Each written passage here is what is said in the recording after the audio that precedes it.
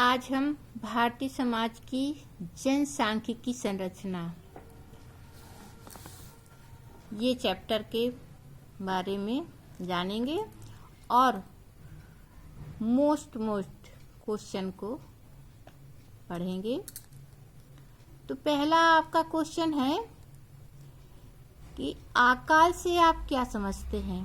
आकाल से आप क्या समझते हैं। इसका आंसर हुआ आकाल में खाद्य सामग्री का अभाव हो जाता है।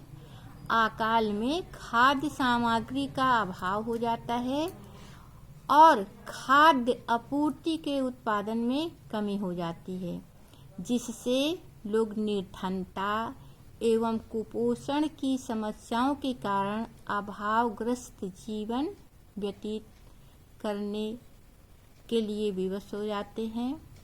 जब कहने का मतलब है कि यदि पैदावार ज़्यादा नहीं होती है तो क्या है, खाद्य की आपूर्ति और उत्पादन में कमी हो जाती है, तो उसी को हम आकाल कहते हैं।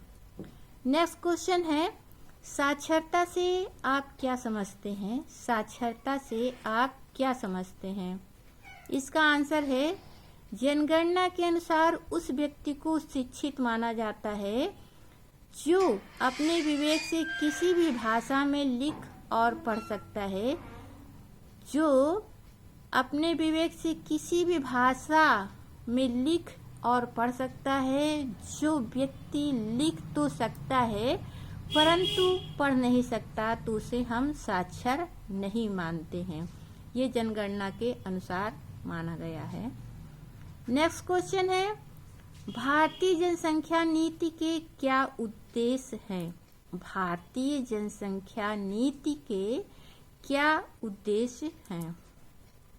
इसका आंसर है भारतीय जनसंख्या नीति को सर्वप्रथम राष्ट्रीय परिवार नियोजन कार्यक्रम के रूप में लागू किया गया था और उसके बाद इस कार्यक्रम के क्या थे कि प्रमुख उद्देश्य थे, जैसे जनसंख्या समृद्धि की दर और स्वरूप को प्रभावित करके सामाजिक दृष्टि से वांछनीय दिशा की ओर ले जाने का प्रयास करना।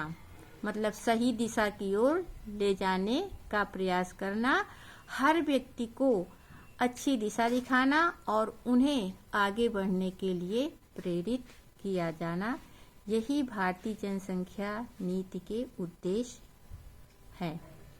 नेक्स्ट क्वेश्चन है, जनसंख्या वृद्धि से आप क्या समझते हैं। जनसंख्या वृद्धि से आप क्या समझते हैं। तो इसका आंसर है किसी भी क्षेत्र में लोगों की संख्या की वृद्धि को जनसंख्या वृद्धि कहते हैं। संपूर्ण विश्व में प्रत्येक वर्ष 11% की दर से जनसंख्या वृद्धि हो रही है, तो इसे ही हम जनसंख्या वृद्धि कहते हैं। नेक्स्ट क्वेश्चन है आपका, जनसंख्या की आयु संरचना से क्या मतलब है। जनसंख्या की आयु संरचना से क्या आशय है या क्या अर्थ है या उसका क्या मतलब है। तो इसका आंसर हुआ जनसंख्या की आयु संरचना से मतलब है कुल जनसंख्या के विभिन्न आयु वर्गों में व्यक्तियों के अनुपात से है। जो कि विभिन्न आयु वर्गों में व्यक्तियों के अनुपात से है। विकास के स्तरों तथा औसत आयु संभाविता के स्तरों में होने वाले जो परिवर्तन होते हैं, तो उन्हीं परिवर्तनों के अनुसार आयु संरचना में परिवर्तन होता रहता है। अब हम आगे चलेंगे बहुविकल्पी में। तो बहुविकल्पी में आप जानेंगे, पहला इसमें प्रश्न है, जनसंख्या वृद्धि के द्वितीय चरण में किस देश को शामिल किया जाता है। जनसंख्या वृद्धि के द्वितीय चरण में किस देश को शामिल किया जाता है? देशों के नाम हैं आपके विकसित, विकासशील, अल्प विकसित, अति विकसित। तो इसका आंसर हुआ विकासशील। विकासशील इसका आंसर है। अब नेक्स्ट क्वेश्चन है आपका राष्ट्रीय परिवार नियोजन कार्यक्रम। राष्ट्रीय परिवार नियोजन कार्यक्रम का नाम बदलकर क्या किया गया, कौन सा रखा गया है? तो इसमें है ऑप्शन राष्ट्रीय परिवार विकास कार्यक्रम, राष्ट्रीय परिवार नियंत्रण कार्यक्रम, राष्ट्रीय परिवार प्राथमिक कार्यक्रम, राष्ट्रीय परिवार कल्याण कार्यक्रम। तो इसका आंसर हुआ राष्ट्रीय परिवार कल्याण कार्यक्रम। अब हम दूसरा देखेंगे। वर्ष 2011 की जनगणना के अनुसार भारत की साक्षरता कितनी है? वर्ष 2011 की जनगणना के अनुसार भारत की साक्षरता कितनी है?